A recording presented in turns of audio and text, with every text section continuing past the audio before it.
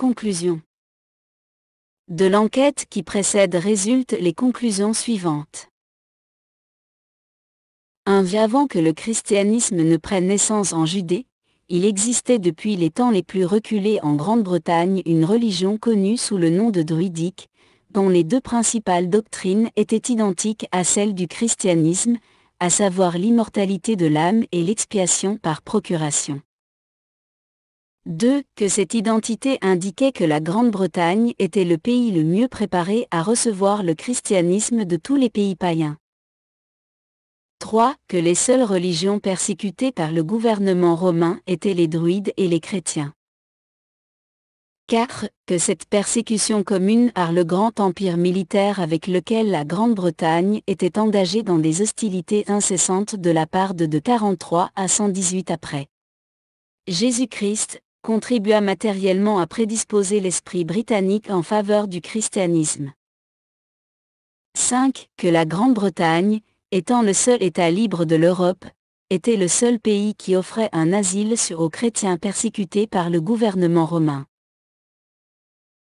6. Qu'un courant de christianisme s'est répandu en Grande-Bretagne depuis l'Orient en même temps que la première dispersion de l'Église à Jérusalem, 35 à 38 après Jésus-Christ. 7. Que les premiers implanteurs de l'Évangile en Grande-Bretagne n'ont jamais été à Rome, mais qu'ils sont venus ici de l'Église mère de Jérusalem.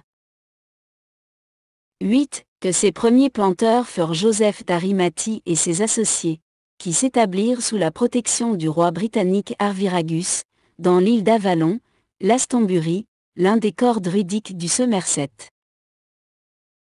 9. Que parmi les premiers convertis de Joseph et de sa confrérie, il y avait Gladys, Pomponia Graecina, la sœur, Gladys ou Claudia, et Urgain, les filles, et Linus, fils de Caractacus, prince de Silurie, et militaire dictateur des forces nationales contre les Romains. 10. Que le second planteur de la parole était l'apôtre Simon Zélote, qui fut martyrisé et enterré dans la province romaine, probablement près de Kestor, dans le Lincolnshire. 11. Que le troisième planteur était Aristobule, l'un des 70, frère de saint Barnabé et beau-père de saint Pierre, nommé premier évêque de Grande-Bretagne par saint Paul, et consacré par saint Barnabé, les deux apôtres des païens. Aristobule était engagé dans sa mission en Grande-Bretagne lorsque saint Paul écrivit son épître aux Romains, quelques années avant sa première visite, ou la visite de tout autre apôtre, à Rome.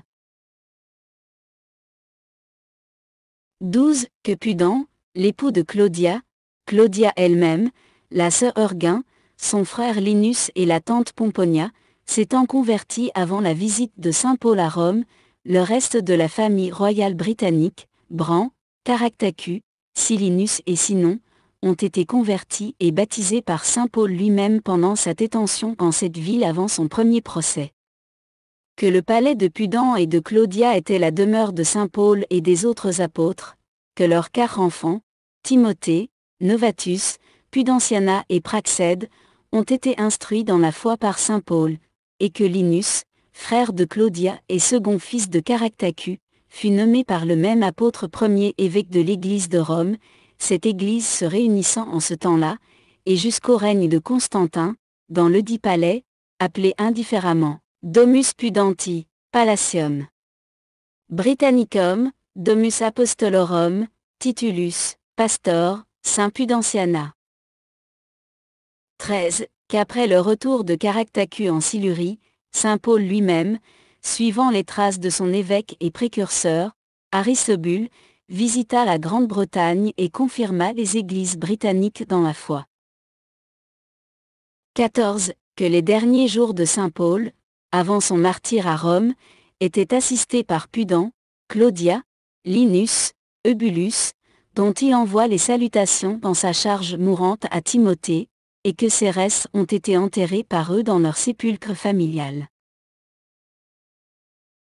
15. Que les fondements de l'Église britannique étaient apostoliques, coïncidents, en quelques années, avec ceux de l'Église pentecôtiste de Jérusalem, précédant de 7 ans ceux de l'Église primitive de Rome, dans la mesure où ils avaient été posés par un apôtre ou un évêque apostolique, avant l'arrivée de Saint Pierre à Rome, comme l'a fixé la grande majorité des historiens catholiques romains, 13e année de Néron, de 30 ans, précédant de 436 en la première arrivée de l'Église papale de Rome en Grande-Bretagne, sous Augustin. 16. Que l'Église britannique a été, dès son origine, une Église royale, la famille royale de l'ancienne Grande-Bretagne, dont notre souverain actuel est, par l'intermédiaire des Tudors, le représentant du sang en ligne directe, étant un.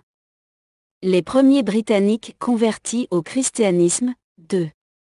Les fondateurs des premières institutions chrétiennes en Grande-Bretagne.